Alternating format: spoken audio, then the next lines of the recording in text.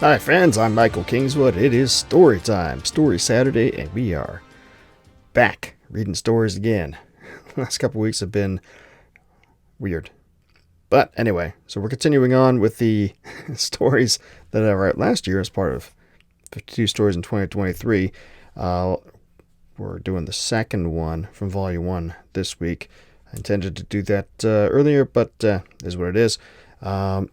This one is a fantasy caper, modern fantasy, so set in the modern world but with some fantasy elements, and it's called Spirit Foreclosure. It's a little bit longer than some of the other stories that I wrote for these collections, so it's going to be a little bit of a longer episode, so we'll just get right to it. Hope you enjoy it. I'll talk to you on the other end. It was one of those formal occasions that Sylvie normally hated. A large ballroom on the mezzanine level of the Peninsula Hotel downtown, which made it a pain in the neck to get to in the first place, with 20-foot ceilings boasting crown molding that was designed to look hand-carved but was probably prefab. Half a dozen crystal chandeliers lent a soft white glow that combined with the pale beige of the walls to make the place seem warm, despite the AC being set just a little bit too low. There was plush red and blue carpeting on the floors, and formal dining tables for 8, scattered all over in front of the long, raised VIP table and lectern opposite the entrance. Bars stocked with top-shelf wine and liquor bottles stood in each of the room's corners, and everywhere men in tuxedos that stood out in their uniformity and women in evening gowns that varied from stylishly tasteful to slightly above hooker tier in their slinkiness. A string quartet played off to the right, Bach, unless Sylvie missed her guess, just loud enough to be heard over the general din of hundreds of conversations taking place all at once. Off to the left of the VIP table stood a large display placard with gold text on a black background that read 22nd Annual Humanitarian of the Year Awards, above a portrait of the guest of honor, Terence Manahan, plump-faced and gray-haired, with a smug, self-satisfied smile on his face, staring out at the crowd. The room smelled of various women's perfumes, flowery and subtle and musky, and hit you over the head with lavender, and the occasional aftershave from the men, and the subtle odor of steaks and chicken, wafting from the tables from the meal that the waitstaff was just finishing up serving. Torture. But necessary for this night's work. Sylvie stepped inside, her feet already aching from the dark blue pumps she had forced them into earlier, the silky smoothness of her evening gown, dark blue to match the pumps, ankle length, with spaghetti straps and a neckline that plunged just enough to hint at her cleavage, offset that discomfort, but just barely, and not enough to stop her longing for her usual sneakers and yoga pants. But again, necessary tonight. Beside her, Jeremy gave her a wry, sidelong look, his gray-green eyes flashing with a mixture of pity and amusement beneath his roguishly combed red-brown hair. Suck it up, he didn't say, though she could feel it wafting from him. Shut up, she said under her breath, and he chuckled. Just be glad we don't have to be here all night, he said softly, in his rich baritone. He looked around quickly, then focused in on the bar set up to the right, where a perky-looking blonde in the pseudo-tux of the waitstaff stood holding court over her liquor domain. I'll get us some drinks. Go do your thing. He didn't wait for her to reply, but strode briskly toward the bar. And the bartender. No doubt he had more than drinks in mind. And for a moment, as she watched his efficient, almost elegant stride and the way his shoulders filled out his tux jacket, she almost envied the girl. Almost. She knew better than to let him in that way, though, and anyway, she had her own target in mind. As she wove her way past the tables for the rank and file toward the VIP area, tides of feeling ebbed and flowed over her, the gift of her lineage. Jealousy from a mid-40s brunette as she stared at her husband who was spending far too much time talking to the 20-something blonde sitting next to him. Frustration bordering on anger from a waiter who stalked past her on his way about his duties. Embarrassment from a teenager standing with his father, talking to a woman who was far too old to be wearing a dress that practically flopped her boobs out as he squirmed to try to mask his body's reaction to the sight. The older woman's satisfaction that she could still have that effect on a male, even, especially, one that was far too young for her. Those and dozens more, the inner feelings of each and every person she passed. Sylvie squirmed within herself as she picked up the pace, battling to ignore the feelings, keep focused on the task at hand. This is why she hated these sorts of large gatherings, any large gatherings really. Too hard to filter all the feelings out. Inwardly, she thanked her lucky stars that she only had the empathic gift. Others of the spirit touched were full-on telepaths. That would have been hell on earth. For a moment, she questioned the wisdom of agreeing to this job. A large part of her screamed to get out of there right now. Go someplace quiet, where she wouldn't be accosted by so many, from all sides. She shoved that down, hard. She was here, and I get the job done. Behind the lectern, higher up on the wall, was a large screen for displaying presentations. From their earlier scouting, the computer controlling it was to the left, behind the display placard, where the guy running the show could work without being seen by the crowd. And yes, as she rounded yet another of the dining tables and got an angle on the placard, she could see it. And the presentation guy, at work, making his final preparations. Sylvie smiled with anticipation. "Got him," she said. In the earpiece hidden away inside her left ear, she heard Russ's voice. "All set here." She moved in for the kill. 3 weeks earlier. When Sylvie answered the knock on her door, she wasn't surprised to see Jeremy. He hadn't come around in months, but somehow it seemed perfectly natural that he would show up on a Sunday afternoon, smiling that winning smile of his. He was in khaki cargo pants and a navy blue polo shirt, and he had a Starbucks cup in each hand. "Hey, Sylvie," he said, and held out the one in his left hand toward her. Even without the feeling of cautious purpose seeping off of him, she would have immediately been on her guard, no matter how natural it seemed for him to be there. "Jeremy," she said, and caught herself adjusting the loose pink t-shirt she wore so it would settle better on her shoulders. That almost automatic reaction to his frank gaze just made her distrust go all the higher. "Been a while. Too long, so I figured I'd see what my favorite Spirit Touch girl's been up to." She snorted and snatched the coffee cup out of his hand, then turned back into her little apartment and its smaller living room/entryway. His sense shifted from cautious purpose to almost genuine curiosity for a second, as he followed her inside and looked around at her black leather couch, which showed many more creases from wear than the last time he had been here, and the glass-topped coffee table in front of it, and in particular the empty bottle of Jameson and trio of shot glasses sitting in the middle of it. "Hard night last night?" Sylvie shrugged and settled down into her matching leather-stuffed chair and took a sip of her coffee. "You got it right, as always. French roast with just the right amount of cream. No sugar." "What do you want, Jeremy? Can't a guy catch up with an old pal?" She raised an eyebrow, ignoring completely the feigned look of hurt on his face. His emotions hadn't changed at all, except for a hint of amusement that barely touched the purpose that dominated him. He returned her gaze for a moment, then shrugged and sat down on the edge of her couch. He placed his own coffee mug down on the table without drinking. "I've got a job." "You usually do." Jeremy flashed a quick grin. "Simple scam, but it needs someone with your talents. You available?" "Could be. What is it?" "It's a real Robin Hood bit. You'll love it. Hotshot real estate guy who's been scamming the little folk." He raised an eyebrow. "He scammed the wrong guy, though, and we're going to make him pay." A shiver ran up Sylvie's spine, and for a moment she wasn't in her living room talking with Jeremy anymore. She was 8, watching her mother sob uncontrollably on her father's shoulder as they drove away from their home in a cab, not understanding why Dad said they could never go back. The look of devastation on his face, even while he was trying to console Mom. She was starting to clench her fists. The resistance of the Starbucks cup up against her hand's pressure snapped her back to reality, and she gave herself a little shake.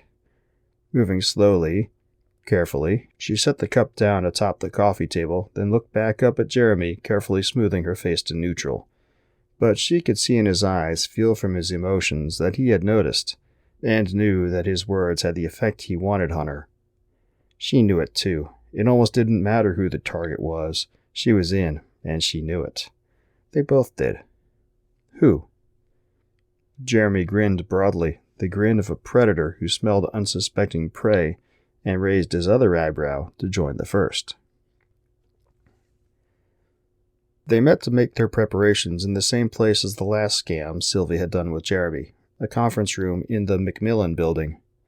It was one of those places that rents office and meeting spaces to businesses that either don't need or can't afford to maintain permanent spaces. Jeremy had a phony business that he used to rent the spot, Dimension Concepts Incorporated. Or maybe it was real, Sylvie didn't know for sure, and didn't really care. Regardless, it made for much finer digs than most of the other crews she worked with used. The conference room could have belonged to a Fortune 500 company, all mahogany table and hardwood floors, a big LCD flat screen on the wall, and teleconference gear at each spot at the table. A computer terminal at a small desk next to the screen to control the teleconference gear or run presentations, tasteful landscape paintings on the walls, the faint scent of pine on the air from an air freshener somewhere. Much, much nicer than her usual. She recognized one of the two men in the room when she and Jeremy arrived. Russ was a short, skinny, mousy-looking guy in his early 30s who was already fully gray and starting to go bald. You wouldn't figure him for a tough guy, but she happened to know he was a champion amateur MMA fighter. A welterweight, but still. You would figure him for an IT guy, though, and surprise, he was.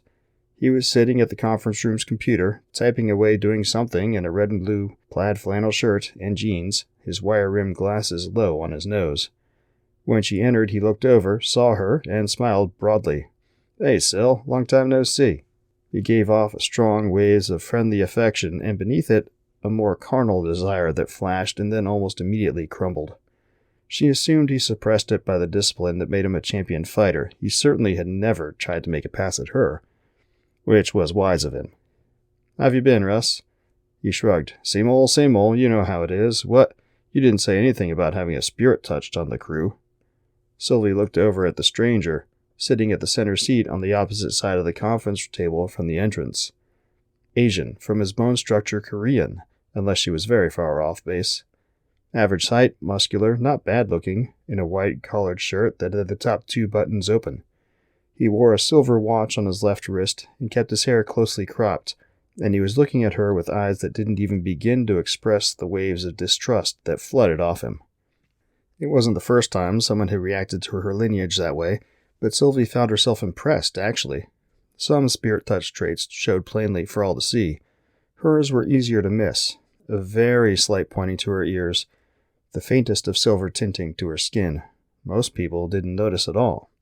He had plainly had more interaction with her kind than the vast majority of the populace. Russ scowled over at him. "Calm down, Vic. It's not like she's a vampire." Vic returned the scowl. "Vampires aren't real." Sylvie put on a well-practiced, secretive little smile.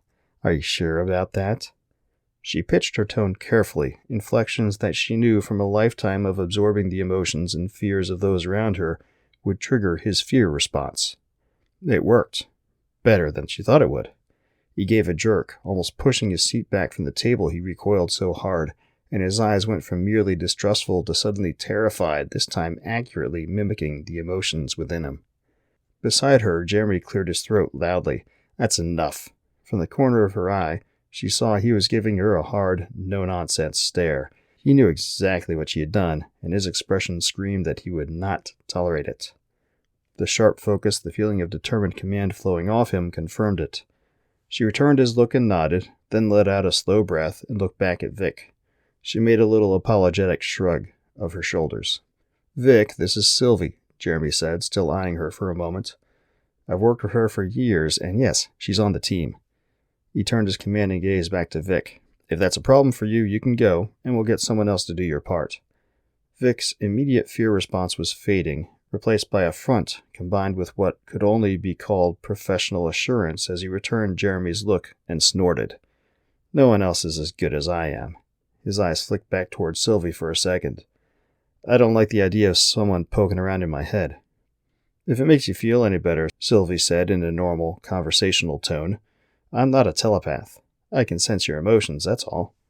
"So much better," he said, sarcasm dripping from his voice. Jeremy gestured toward the entrance. "There's the door." Desire to be gone fought with something else inside Vic. Professional pride? He stewed back and forth for a few seconds, then blew out a breath and nodded. "If you trust her, fine, I'm in." He looked at her again. "Just stay out of my head." "No problem with that." Silence lingered for a couple seconds, as Jeremy just stared at Vic. Finally, he returned the nod. Okay. He looked back at Sylvie. Sylvie, Vic has a PhD in quantitative mathematics. He worked on Wall Street for 10 years and used to moonlight as a researcher for the Federal Reserve. Still do, actually, Vic said, and Jeremy raised an eyebrow, surprise flooding through him momentarily before he went back to his calm feeling of command.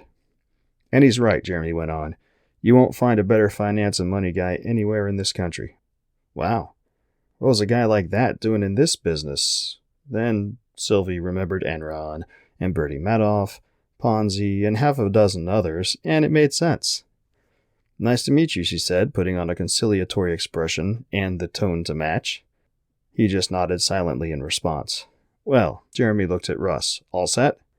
Russ nodded, and Jeremy took the seat at the head of the table, facing the LCD screen, and gestured for Sylvie to sit as well. She took the seat directly across from Vic. The lights lowered and the screen turned on, and Russ entered a keystroke on the computer. A picture came up of a man in his 50s, plump, but in the way that said he used to be in very good shape not so very long ago. He wore a navy blue pinstriped suit and a red power tie and was mid-stride down a city street with a black briefcase in his hand. The mark is Terrence Manahan. He's basically the king of local real estate financing, and he's made a living screwing over the people who borrowed from him for decades, while making the world think he's a really good guy. So he's just like everyone else in the business, Vic said.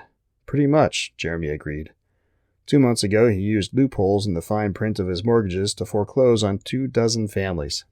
From Russ, Sylvie sensed a front that almost but not quite matched her own, though hers was buried beneath a deeper remembered pain that she had to work hard not to let show. From Vic, detached professional curiosity, a hint of admiration? She hadn't truly taken offense to his earlier reaction to her, but now she found herself actively disliking him. It was petty, born of her own feelings, no reason he should truly care. That didn't matter, he should. What Manahan didn't know is one of the families was the brother of one of the people at the accounting firm he contracts to handle his company's books, his wife, and their 5 children. Our client knows the ins and outs of Manahan's financial setup, and he wants payback for his brother.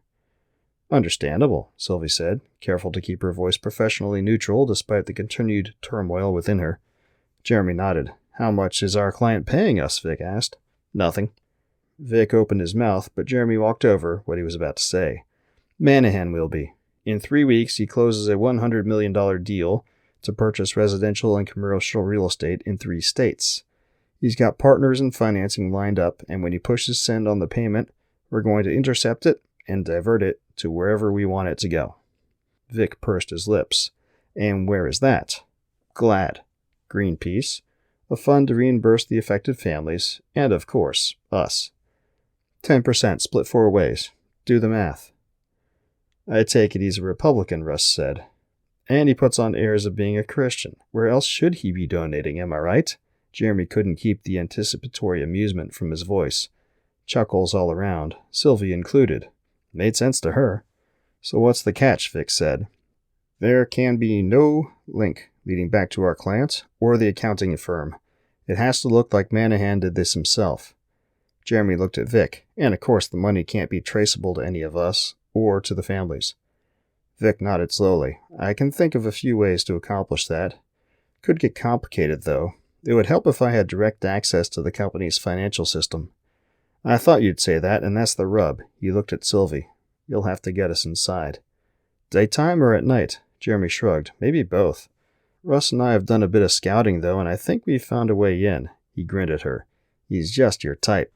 The image on the screen shifted to a young man, early 20s tops, sitting at a table in a mall's food court. He had scruffy brown hair and a little dusting of a mustache. He was sipping on a fountain drink through a straw and had on a white, short-sleeved collared shirt that screamed nerd from the mouths of the trio of pens he had stuck into the breast pocket. His eyes had a faraway look, like he wasn't focused on his surroundings. Sylvie rolled her eyes slightly. Not her type at all.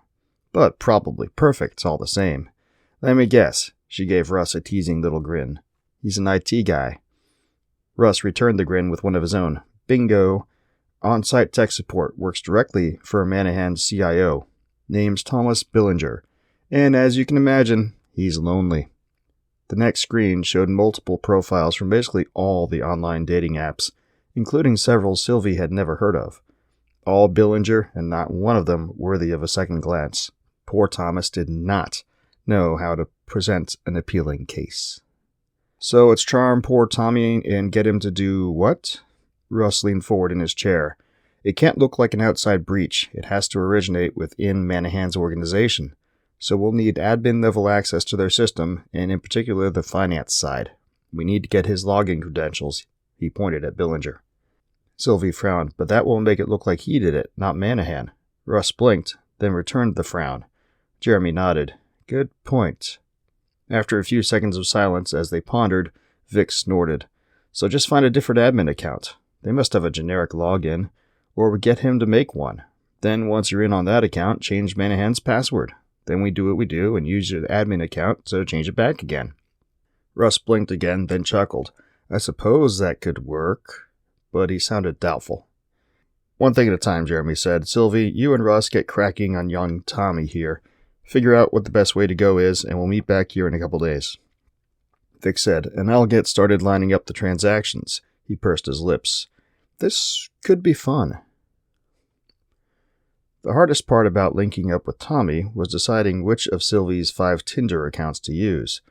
In the end, she decided on Sarah, the pretty and friendly legal secretary who was looking for a smart, reliable, nice guy because she was fed up with all the jerks out there.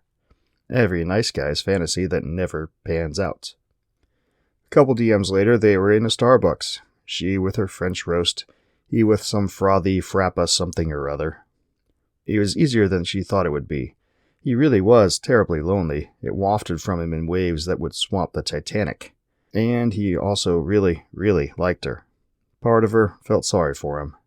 Wow, that's really interesting, she said, in tones that would make him feel it was genuine without pushing over into the realm of flattery. He nodded emphatically. Yeah, we're doing it right. He leaned forward over his cup, eagerness to share, to impress, spilling off of him. Some places talk a good game about protecting client data, but they all get hacked and their people get doxxed. He put on a smug smile. That can't happen with us. She made an exaggerated shudder. Yeah, a couple of years ago, we had a disgruntled former client who managed to hack into our database. Trying to get his money back, I guess? She shook her head. Some confidential information got stolen and the partners went into a tizzy about it. Tommy shook his head sympathetically. Did they catch him? She nodded. Yeah, he's doing 15 years, I hear. Well, serves him right. But you really needed one of these. He fished into his pocket and pulled out a key ring. 3 keys on it, a Volkswagen, a bicycle lock, and probably his front door. There was also a rectangular black hunk of plastic with a little screen on one side next to 3 buttons. Sylvia blinked. What is that?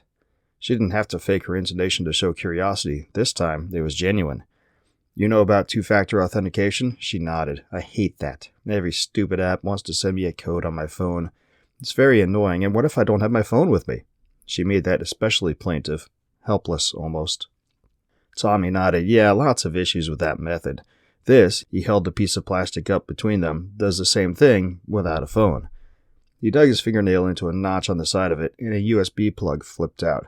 You log in with your password, and then when the computer prompts you, you plug this in. He pointed at the little screen and buttons. Enter your PIN code, and then you're in. Tommy grinned. It's encrypted, so it can't be hacked, and it identifies you individually, so the system knows you're a legitimate login. Wow. She reached out, and Tommy let her take it. Sylvie turned it over in her hand, examining it. The screen looked like a simple old-school LED, probably only for showing numbers, so low resolution. The 2 smaller buttons were labeled plus and minus, and the larger, enter. She handed it back to him. So how would you enter your PIN code with those buttons? She put a subtle emphasis, a twisting of the intonation onto the you and your, tuned to appeal to his desire to impress, and his self-satisfaction. This part was always tricky, but if she got it just right... His eyes lit up. Want to see? She nodded, and he bent over to the laptop bag that he had set down next to his chair when they sat. He came back up with an HP laptop, scooted his chair around the table so he was catty-cornered to her, then opened it up. It's like this, he said, and he went through the process he had just described. She watched carefully. He typed too quickly for her to catch all his password, but it was 7 keystrokes containing Q, 8, and lowercase l. But the LCD on the 2FA device did indeed show his PIN as he entered it. 26189. Wow, that is really easy. He nodded. And effective. He waggled a finger at her. You should tell your partners about it. Maybe you'll get a bonus. Sylvie giggled softly. Oh, I doubt that. They're tight when it comes to money. Tommy rolled his eyes and gave a little snort. Tell me about it. My boss? He shook his head. You know he has a separate 2FA fob for financial transactions? Sylvie blinked. Seriously? Yeah, guess he doesn't trust us or something. Mr. Manahan himself has to approve transactions over a certain amount, so you can imagine the Christmas bonuses are not exactly huge. A certain amount of bitterness crept into Tommy's voice when he said that, but he was feeling anxiety, deep anxiety, and disappointment. Like he needed money, and he had thought the bonus would set him up, and then he got let down. Hard. That sucks, she said, and slipped her hand over top his, giving it a gentle squeeze for a second. He blinked, surprise followed by pleasure, flooding through him at her touch. So he's carrying 2 of these things on his keychain? That's starting to get bulky. Tommy frowned slightly, then shook his head. Nah, I think he keeps it in his safe somewhere in the office. No need to bring it home, right? Right. That is a big problem. Russ looked and sounded grim. He felt worse, almost hopeless. They were back in the conference room, and Sylvie had just given the rest of the team the rundown on her time with Tommy. There must be a way around it, Jeremy said. Russ shook his head. No, these sorts of setups are solid. The fobs are usually SHA-256 encrypted, so forget hacking it. Unless we actually had Manahan's fob and PIN code, we're out of luck. Silence around the room as everyone pondered that. Frowns also. Vic blew out a breath. Well, that sucks. I've got a great setup for the money. He shook his head. Hate to let it go to waste. Jeremy perked up a bit. What is it? Well, from the info the accountant gave you, the funds will be transferred from 3 of Manahan's accounts. I plan to divert the money into 6 dummy accounts at banks in the Caymans. Then into 4 crypto exchanges. I'll convert them from Bitcoin to Verge to Doge to Ripple to Ethereum, then back to Bitcoin and into 6 separate ledger wallet addresses. Then back to the crypto exchanges to convert to dollars. Then 4 different Forex markets. We'll convert to Euro, then Rubles, then Yuan, then to Swiss francs. Separate accounts for each transfer, of course. He drew a deep breath. Then I'll send it all into several numbered Swiss accounts. We can make dispersals anonymously from there. Sylvie blinked. Twice. That's a lot, she said. Vic shrugged. It's a lot of money. He grinned. And I'm pretty sure I can work the arbitrage to make a profit off the whole thing, too.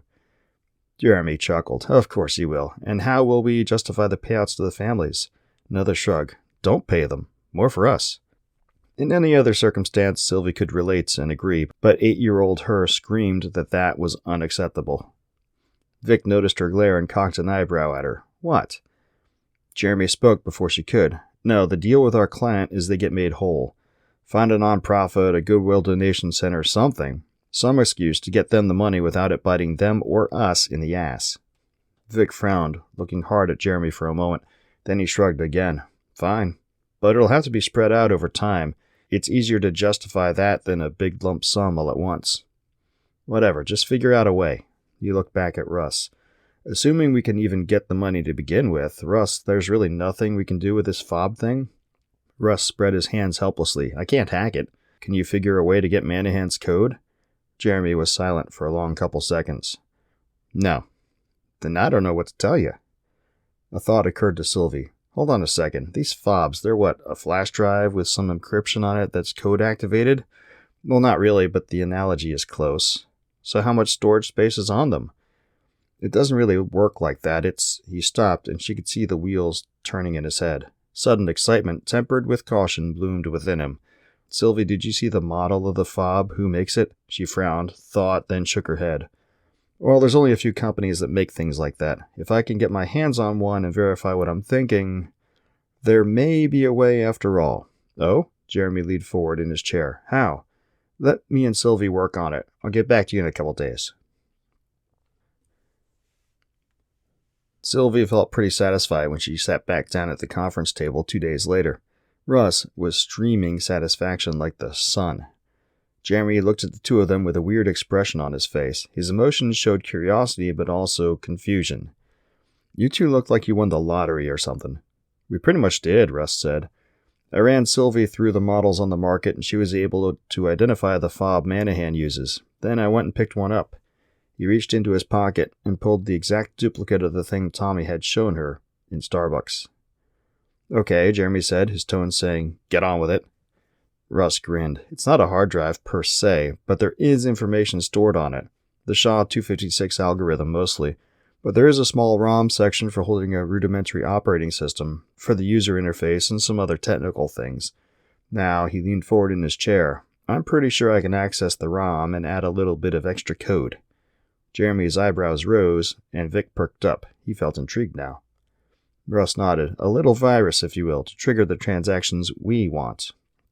Jeremy opened his mouth, but Russ held up a hand to forestall him. It won't be a lot of code. There's not enough storage for that. Just a trigger. I'll have to plant the main virus code in Manahan's system, buried deep. Then when he puts in the fob and enters his PIN, the trigger activates the main virus, the transactions get changed, and the money flies. So we'll need to get Manahan's fob to modify it. Russ nodded. And we'll need access to his system. He turned to look at Sylvie. You're going to have to get the rest of Tommy's password, and we'll need to borrow his fob. Sylvie chewed it over for a second. I'm pretty sure I can get him to log in front of me again. She grinned slyly. He really, really wants to impress me. Don't we all, Jeremy said, drawing a short laugh from Russ. Vic cracked a tiny little smile, but that was it. So the way I see it, he raised his right hand and began ticking off fingers. Sylvie gets the password from him, then we get his fob. At night while he's asleep is best, I think. And break into Manahan's office, find his safe, crack it, and get his fob. Log into the system and plant the virus. Plant the trigger on Manahan's fob, then put everything back and watch the fireworks. He raised his eyebrows at Russ. That about cover it? Yep. Easy. Sylvie snorted. Jeremy sat back in his chair and looked over at Vic. Figured out the families yet? Vic shrugged. I think it's best if I open numbered accounts for each of them. Then we slip them the account information and let them do with it what they want. No traceable money changes hands, so no tax issue for them. If they go get the money from the accounts, it's not reported, so no tax issue in the future either. If they go, Sylvie said. Most of them will assume it's a scam like the Nigerian prince thing. Another shrug. Not necessarily. I can make the notifications look very formal, professional, and they'll be able to contact the bank to verify the information if they choose.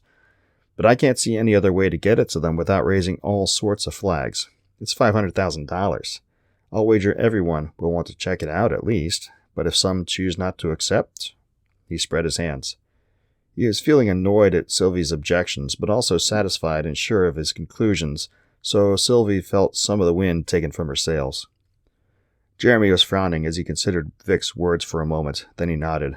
Okay, we'll do it that way.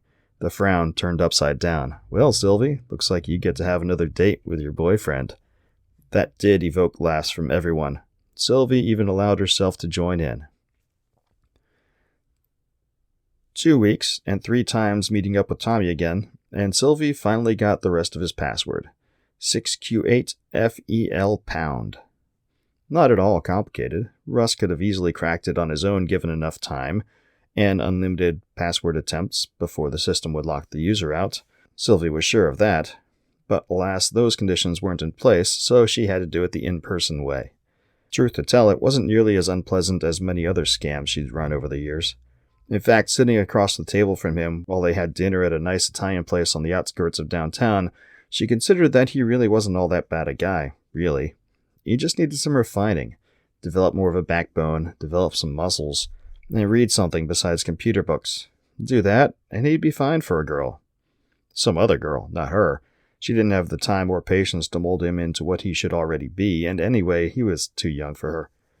That didn't stop her from smiling, a genuine smile, as they finished dinner and he got the bill.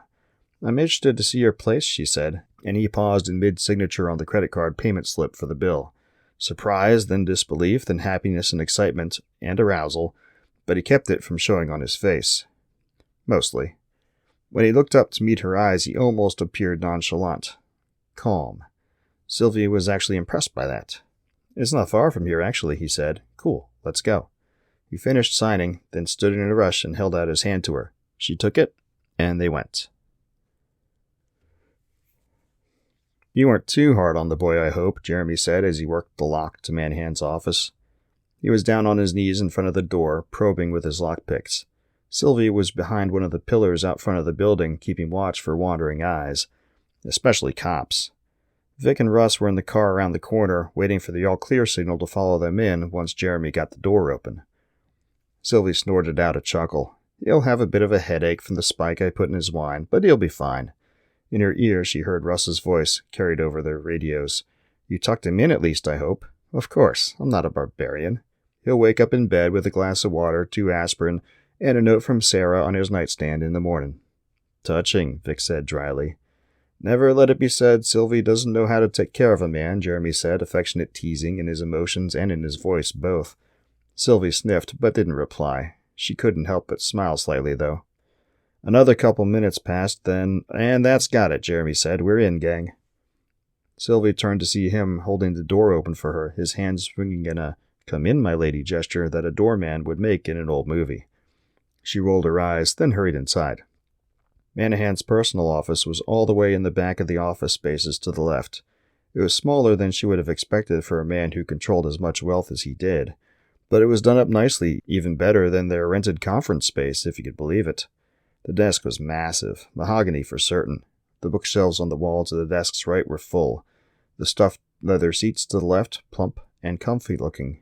The painting of an elderly gentleman standing in front of bookshelves that looked remarkably like the ones on the wall opposite where the painting hung, with his hand in his pocket and the other holding a gold pocket watch while he stared out from the painting with an expression of utter confidence and command, was obviously old and well-crafted.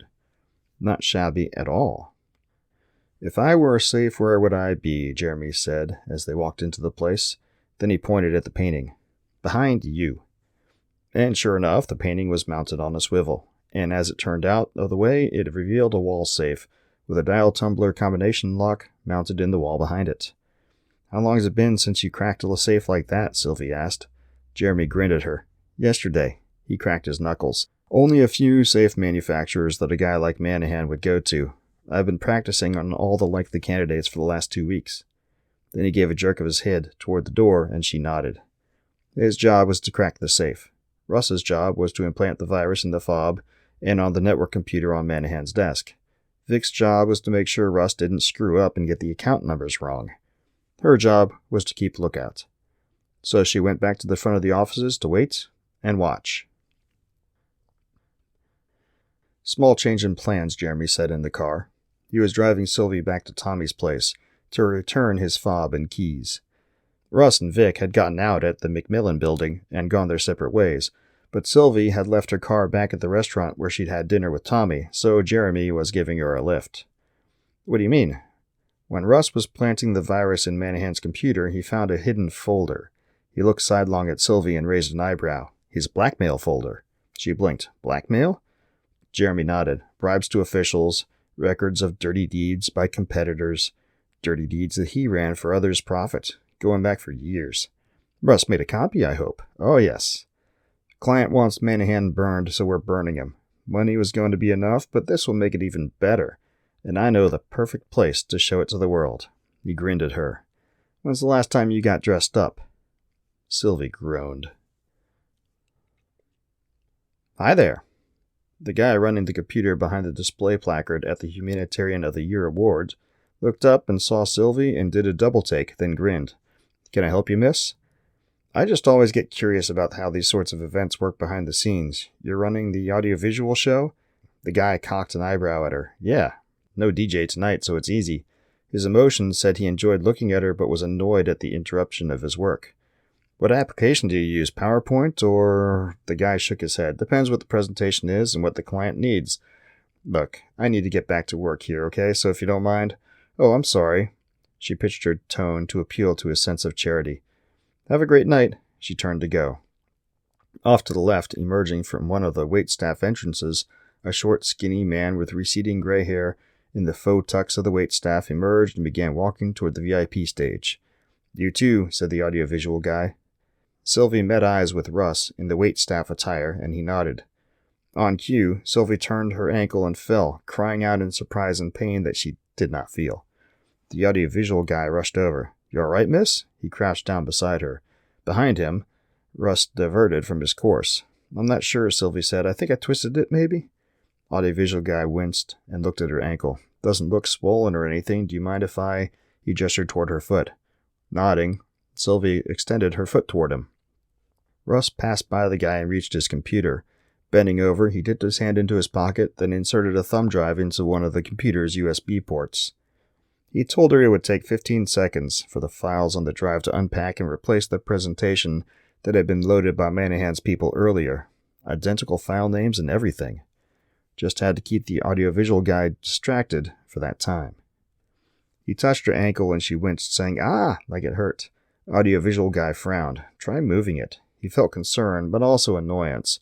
More annoyance over her continuing to interrupt them.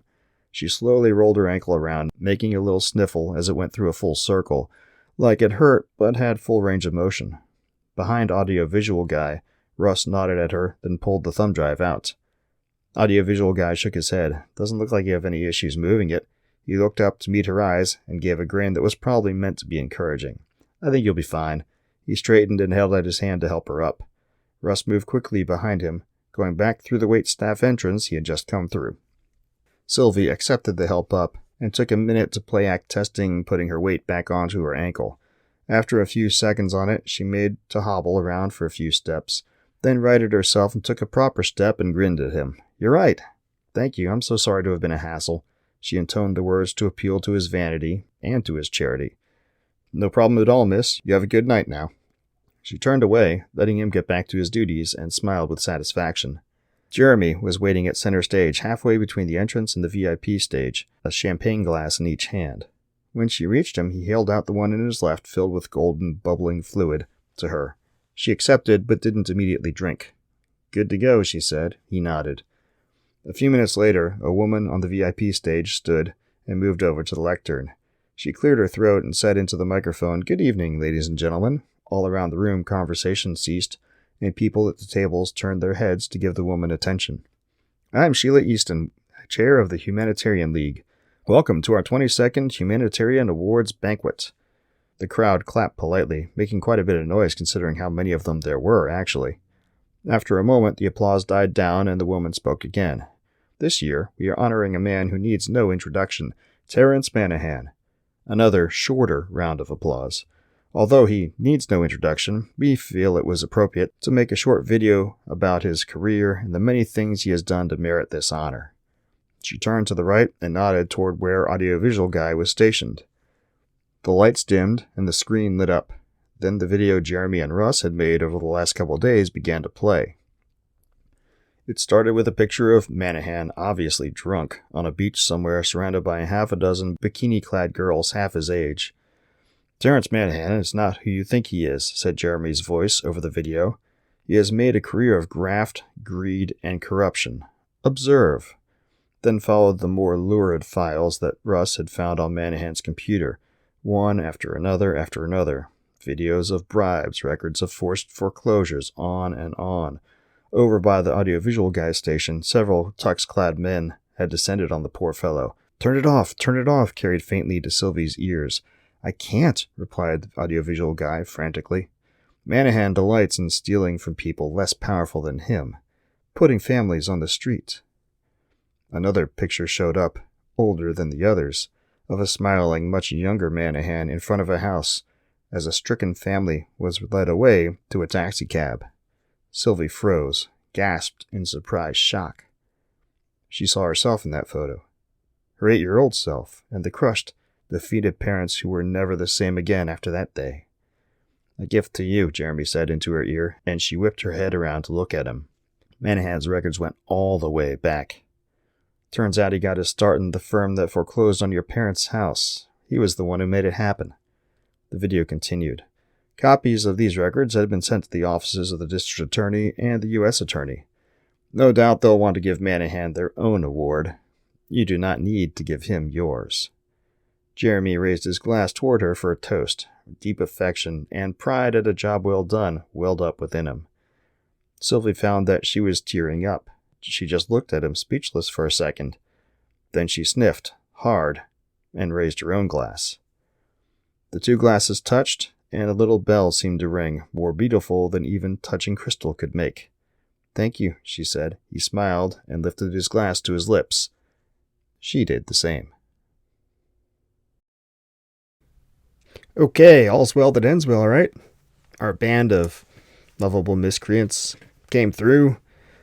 The bad guy is gonna get his in several different ways, and people getting paid. Yay! And so what more could you want?